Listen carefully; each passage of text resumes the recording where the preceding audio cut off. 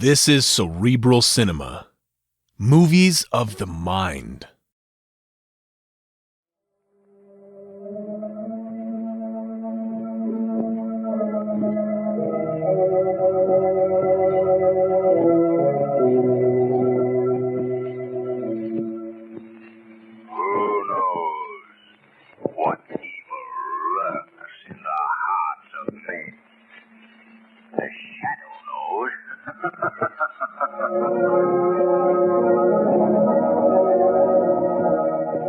Once again, your neighborhood blue coal dealer brings you the thrilling adventures of The Shadow, the hard and relentless fight of one man against the forces of evil. These dramatizations are designed to demonstrate forcibly to old and young alike that crime does not pay. There is a lot more coal being mined this year than last year, so there's absolutely no reason for anyone to worry about a coal shortage this winter. The only problem is one of distribution, and that can be solved with your cooperation. Blue coal dealers right now are delivering anthracite as fast as they can. Some coal in every bin, enough for immediate needs, is the goal of your friendly blue coal dealer. Don't insist on a full winter supply at one time. Help your neighbors now by being patient, and you'll benefit in the long run. Remember, there's enough coal for everyone. But deliveries must be confined to immediate needs at present.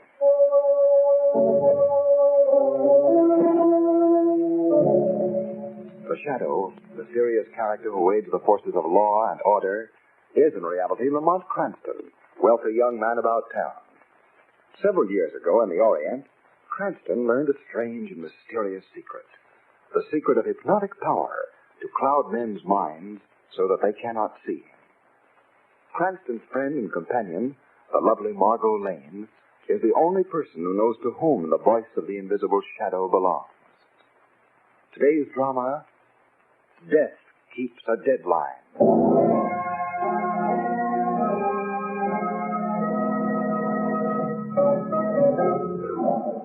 Fear, awful, haunting fear, is the spur that drives many a criminal to horrible deeds.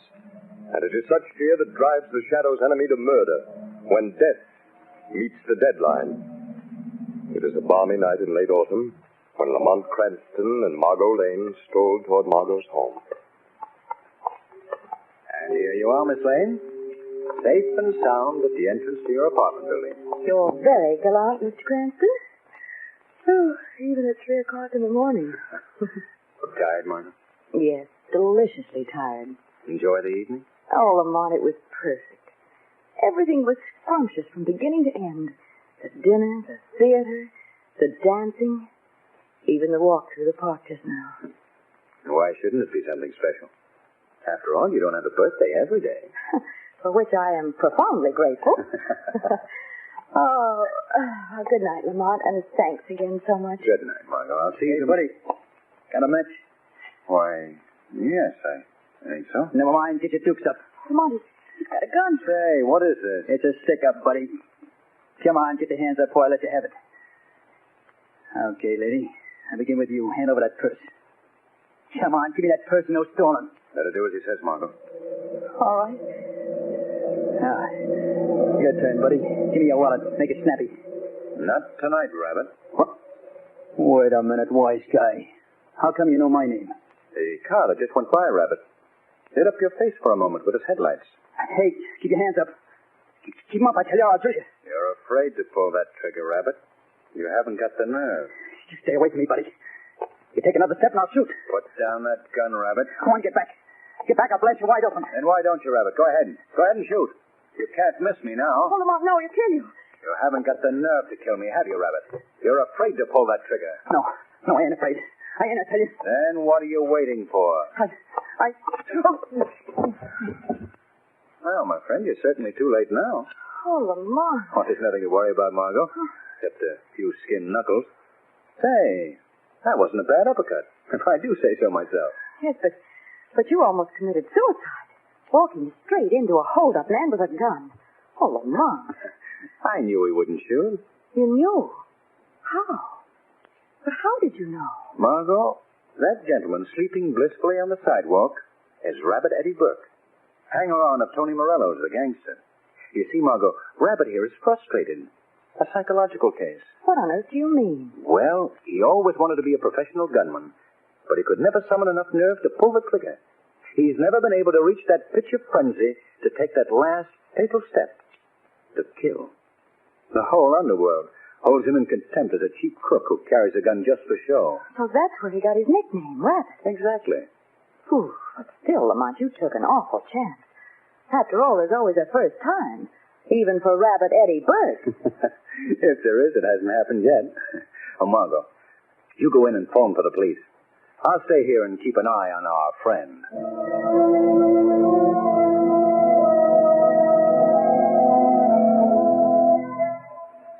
A whole year since that hold-up went wrong, Tony. A whole year I spent in a clink because of that rat Lamont Cranston. Sure, Rabbit. I know how you feel. After all, when a guy takes your gun away, that makes you look like a chump, huh? Yeah, he made me look like a chump, all right. But someday, Tony, I'm going to get him. I'm going to watch him squirm, hear him beg for mercy. I'll blast the life out of him if it's the last thing I do. Sure you will, Rabbit. But take it easy, pal. There's plenty of time. You just got out of stir and you got yourself to worry about. What do you mean, Tony? I did my time, didn't I? Sure you did. But the pen didn't do your health no good. You look kind of all in. Hey, Rabbit, you ain't sick, are you? Well, me? No. Why, Tony? Why do you ask? Well, I was kind of worried about you. Your face ain't got no color. You're breathing hard all the time. Oh, I feel all right. You never can tell until the doc gives you going over with the x-rays. Yeah. Say, Tony, maybe you're right. Maybe I ought to see a doctor. Yeah, checkup wouldn't do you no harm. Tell you what I do, Rabbit. Yeah? Take you to my own doctor, Doc Bryan. He'd give you the once-over and he won't charge you a dime for it. Oh, say, that's white of you, Tony. Oh, not at all, Rabbit. After all, you're one of my boys, ain't you? If there's one thing Tony Morello does, that's take care of his boys.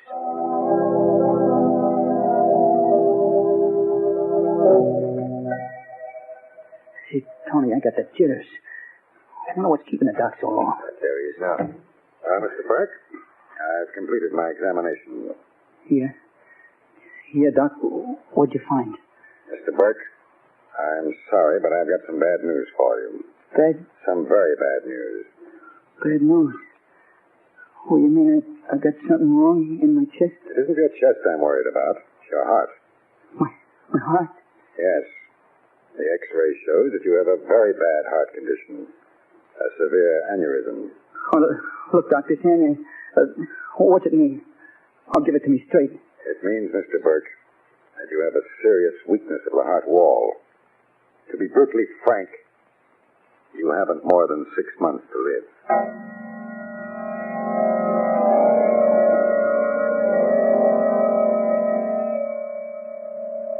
You give me 6 months, Tony. 6 months to live. Gee, someday I'll be walking along the street and then it'll come. Yeah, now you feel, Rabbit. It's tough. Yeah. Like standing around in a death house, knowing just when you're going to burn and waiting for the hot stuff. Now, take it easy, pal. I know you're going through plenty, but maybe it wouldn't happen like the doc said. Not a chance. You're hurting yourself, Tony. There's anything I can do but wait for it. Just sit around and wait for it to grow. Here, Rabbit. Have a drink. It'll take the edge off. Yes. Yeah, that's what I need. Okay. Hey, Rabbit, I was just thinking. Yeah? You know what I'd do if I knew I only had 6 months to live? No. What would you do? I'd spend all my time painting the town red. Wine, dames, music. I'd have more. Plenty. Yes, I'd do all the things I ever wanted to do, but didn't have the nerve to do before. I'd live a lifetime in those 6 months. Yeah. Yeah, you got something there, Tony. Take your case, for instance, Rabbit. You always wanted to be a first-class trigger man, didn't you? Yeah, but I never had the nerve. Oh, that's different now, Rabbit. I don't get you. Listen, pal. This is your chance to be a real killer. Hottest gunman in town, a big shot. Who? Me? Yeah, you. You don't have to be afraid of nothing now, Rabbit. You can go around blasting guys with a gun like you were shooting pigeons. How does that sound, pal? Oh, it sounds swell. But, nah, Tony, I ain't got what it takes. Why, if the cop nailed me, it didn't mean a chair. What do you care? You don't have to be afraid of the seat. You got nothing to lose anyway, have you? Your pump is bad, ain't it? You only got 6 months anyway, either way. Yeah. Yeah, that's right. My rabbit, you can be terrific. Now, listen. I'll make you my #1 trigger man, give you $1,000 a week to play with. $1,000 a week? Sure, and you can live like a king, Rabbit, while you last. And you can enjoy yourself knocking over guys you and me don't like. And that ain't all. What else is there? Lamont Cranston. This is your chance to get him the way you want it to. Yeah. Yeah, I don't have to worry about the chair now. I can blast his brains out. Oh, Lamont Cranston. Hey, Rabbit, look through the window. Down there on the sidewalk. You know who that is coming along? Yes, Donovan, the cop. That's right. Donovan the cop. The flatfooter who sent you up for your first stretch at the pen. The bull who kicks you off the street every time he sees you. Yeah. And now's your chance to know how it feels to put a slug through a guy. Here. Here's my gun, Rabbit. Huh. Now, let's see you light that flatfoot off. Here, I open the window for you. Tony, That's the first one. It comes the hardest, Rabbit. The rest are easy. Now, look at him, pal. Right in the spot for you to throw a perfect beat. Come on. Let him have it, Rabbit. Go ahead. Pull the trigger. Blast him. Okay. I ain't scared. Here goes. You did it, Rabbit. Yeah. You're in. You put a slug right through that flatfoot's heart. He's dead. I killed him. I did it.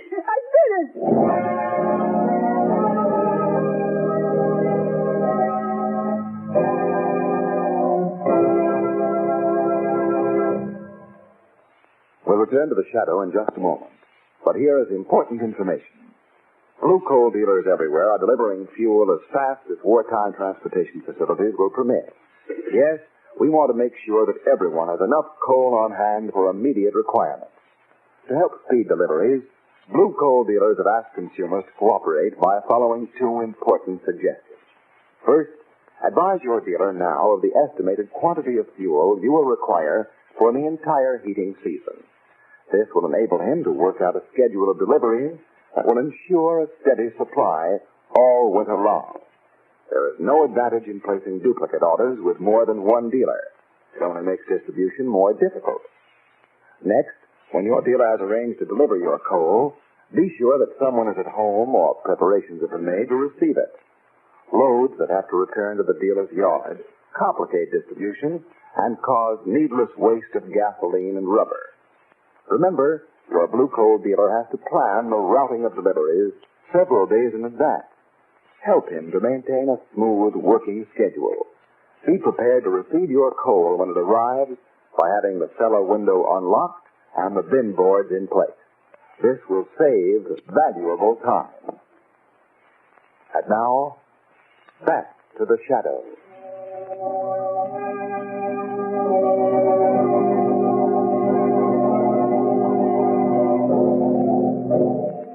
Listen, Morello, I want to know who's responsible for all these killings. How should I know, Commissioner? Looks like your work. 4 men have been shot and killed, and every one of them was a mortal enemy of yours. Ain't that too bad? That's kind of a coincidence, ain't it? Coincidence, my eye. There's a crazy gunman loose in this town. I've got good reason to believe it's you. You ain't got a thing on me, Weston, and you know it. That plainclothes fly shop you put on my trail, that Lanigan, he knows it as well as you do. I had a perfect alibi every time, checked and double-checked. That's just it, Morello. Your alibis have been too perfect. If I was you, Cranston, I'd keep my nose out of this. But you're not me. And I like my nose just where it is. Okay, but don't say I didn't tip you off. Commissioner Weston speaking. Yes, what is it? What? Detective Lanigan. Where? All right, stand by. We'll notify every squad car in the area right away. What's up, Weston? Tom Lanigan. Just shot, killed from a passing car. Oh, now ain't that too bad, Commissioner. Maybe you try to tell me I shot Lanigan while you wasn't looking from your office window here. Well, this is one alibi I won't have to prove.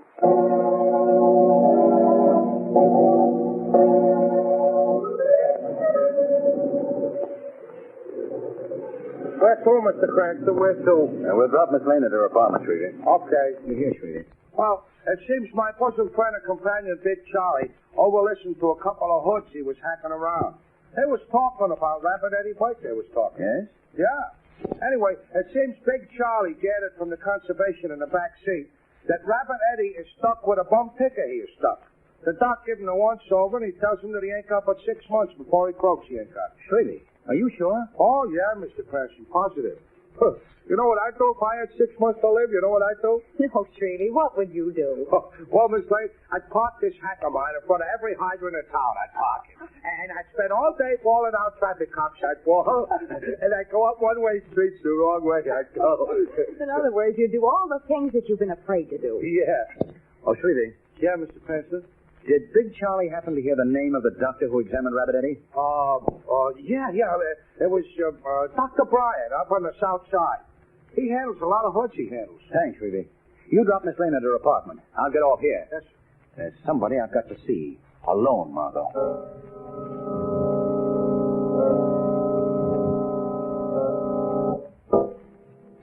Listen, Tony, this ticker of mine may go at any second. My 6 months are almost up. So what, Rabbit? So I'm going out and give it to Lamont Cranston, or it's too late. Listen, Cranston can wait. Got a couple of more important rats for you to bump off first. Next, Tony, I ain't taking no chances. I'm going to kill Cranston now. Oh, I can't wait to put a slug in that weasel's heart. Eat me alive. You listen, Rabbit, you do as I say. I'm giving the orders. Maybe, but I ain't taking them anymore. Oh, you little... Drop that cat, Tony. You're a little late, Tony. Just a little too late. You showed me how to use a gun, now I showed you. There's only one more thing I want before I hand in my chips. To get Lamont Cranston.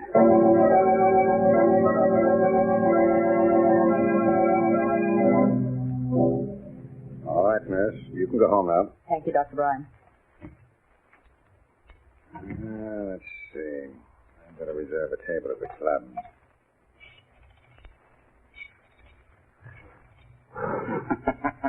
What was that? Oh, I must be imagining things.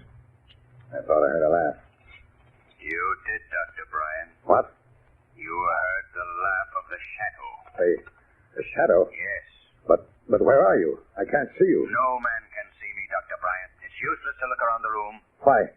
Why are you here? What do you want, Shadow? I want to know the true condition of a certain criminal's heart. Who? Who do you mean? I mean Rabbit Eddie Burke. Rabbit Eddie? Well, I don't know. Why do you ask me? Don't try to lie to me, my friend. You examined him. Told him he had a very bad heart. All right.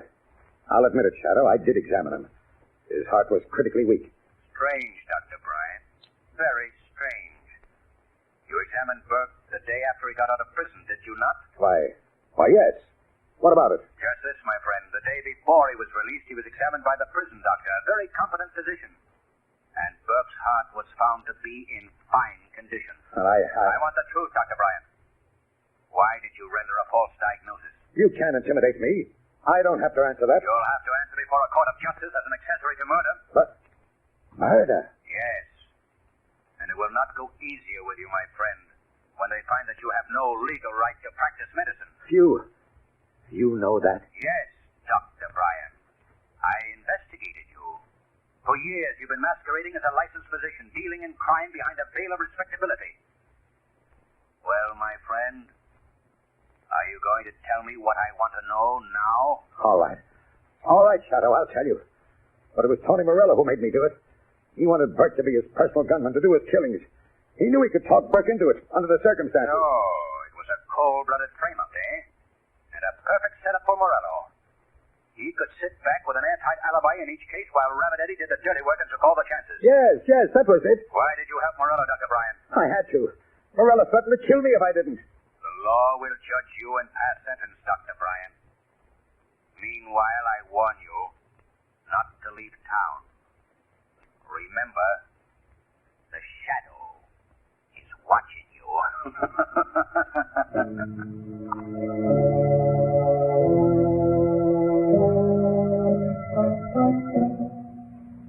Hello, Mr. Cranston. Hello, Shrevey.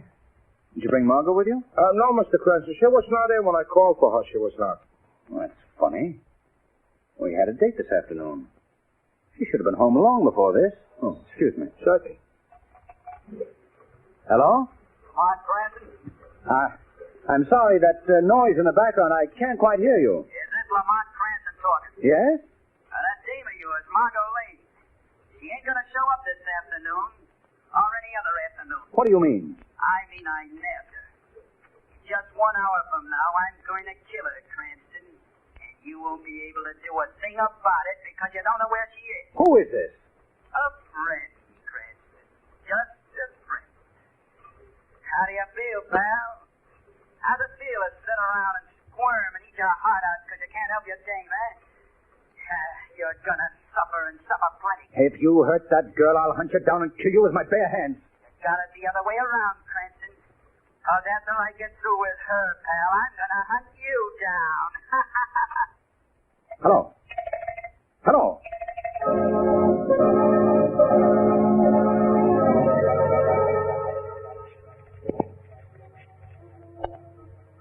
Water Department. My name is Lamont Cranston. I'd like to talk to Commissioner Murphy, please. Just a minute, please. Oh, hello, Mr. Cranston. What can I do for you? Commissioner, I need some information, and I need it fast.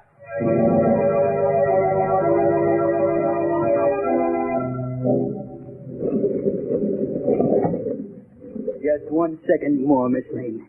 That's all you got. 1 second more. Well, where's your boyfriend now, eh? Where's Cranston? Oh, I can see him now, tearing his hair. Watching the time run out. You'll get the chair for this. What do I care about the chair? There's only one law I believe in. The law of this gun. Well, time's up, sweetheart. I wonder what Cranston's thinking about now, eh? Boy, I'd give my right arm to see him now. I see his face. He'll never rest until he finds you. It's me that'll find him, sister. Well, here goes. Now just sit tight and shut your eyes. No. It's gonna be quick and easy. No. You just hear a noise, sister, that's all. Just a noise. My compliments on your courage, Rabbit. What's that? It takes a brave man to shoot a helpless woman. Who's talking? Where are you? The voice you hear is the voice of the Shadow, Rabbit. What? And I'm standing by your side. The Shadow. I heard of you. You're the guy nobody can see. Precisely, Rabbit. And wherever I go, I bring justice. Not the law of the gun, the law of the people. Oh, why you here, Shadow? I have come as an avenger of society, Rabbit. You shall pay for your crimes. In the chair. You're wasting your time, pal. I got a weak heart. It's due to go any time now. I'm going to cheat the chair. No, Rabbit, your heart is in excellent condition. Huh? What are you talking about? Morello framed you, Rabbit. He forced Dr. Bryan to tell you that you were doomed. Morello knew that he could get you killed to do his murders, while he sat back and played safe. No, you're lying, Shadow. The Shadow never lies, my friend. Dr. Bryan has just confessed. The police have just picked him up. They'll be here for you at any moment. Oh, no. They'll never take me to the death house. And neither will you. That's the end of you, Shadow. You're mistaken, Rabbit. Your gun has failed you. You can't escape your punishment. Oh, that's where you're wrong. There's still another way out. And this time I won't miss. Rabbit! Too late, Shadow. I'm going to cheat the hot seat after all. It's funny. They told me I wouldn't live more than 6 months. They meant to lie to me. And instead, they gave it to me straight. It's just 6 months today that I walked out of Doc Bryan's office. Too bad, Rabbit. You aren't really meant to be a killer. Who knows? Under different circumstances, you might have been a decent, honest citizen. But the law makes no distinction among criminals. It punishes them all, impartially. Hold on. It's the police.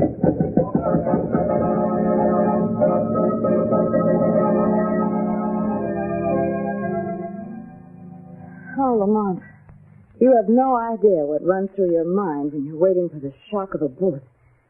There I was with my eyes closed and saying every prayer I ever knew when a shadow came along. Something to remember, eh? Whew, as long as I live. You know, when I heard your voice, I could have kissed you. Well, why didn't you, Margot? For the very good reason that I couldn't see you. Say, Lamont. Yeah? How on earth did you know I was there at Morello's hideout? Well, I got in touch with Commissioner Murphy over at the Water Department. He told me. Mr. Murphy? Uh-huh. But what's he got to do with all of this? How did he know? Remember when Rabbit phoned me? Yes. Well, while Rabbit was talking to me over the phone, I heard what sounded like a big water pump through the phone receiver. Well, but I still don't understand. It's very simple, Margot. I called Commissioner Murphy at the water department and asked him whether he had a crew out somewhere in the city using one of those big emergency water pumps. And luck was with me. A water main had burst at Central and 6th, and they were pumping the water. I knew Morello had a hideout in the apartment building across the street, so I called Weston, and the rest you know.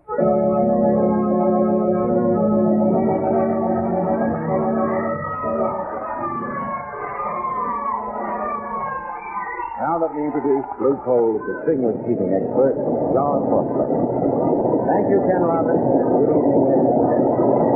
I'd like to ask you a special thanks for operation. Manpower is most important. Every able-bodied man is needed for some activity related to the war program.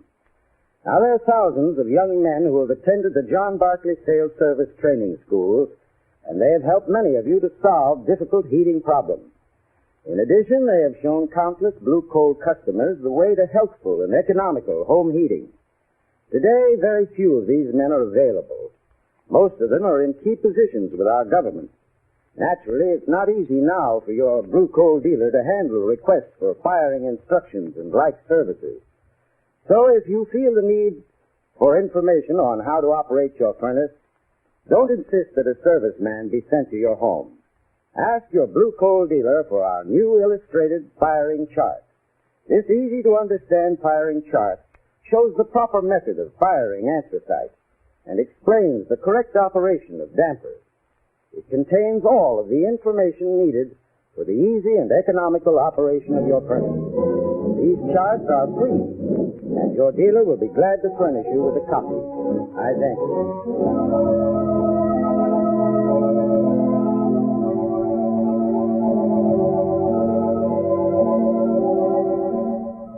The Shadow program is based on a story copyrighted by Street and Smith Publications. The characters, names, places, and plot are fictitious. Any similarity to persons living or dead is purely coincidental.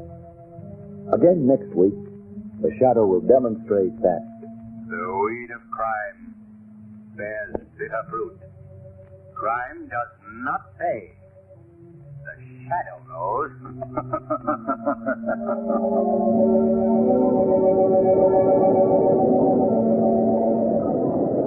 next week, same time, same station, your friendly Blue Coal dealer brings you another strange and thrilling adventure in the Shadow's daring battle against the forces of evil. Be sure to listen. This story produced by the B&W Coal Company, distributors of Blue Coal.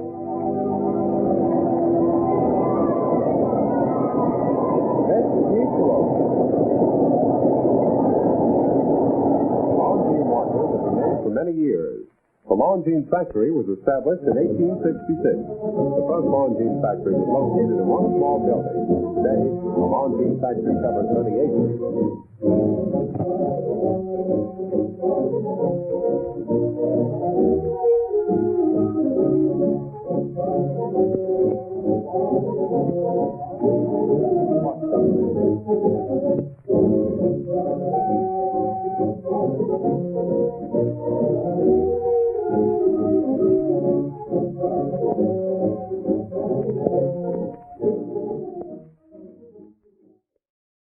Cerebral Cinema hopes you have enjoyed this movie of the mind.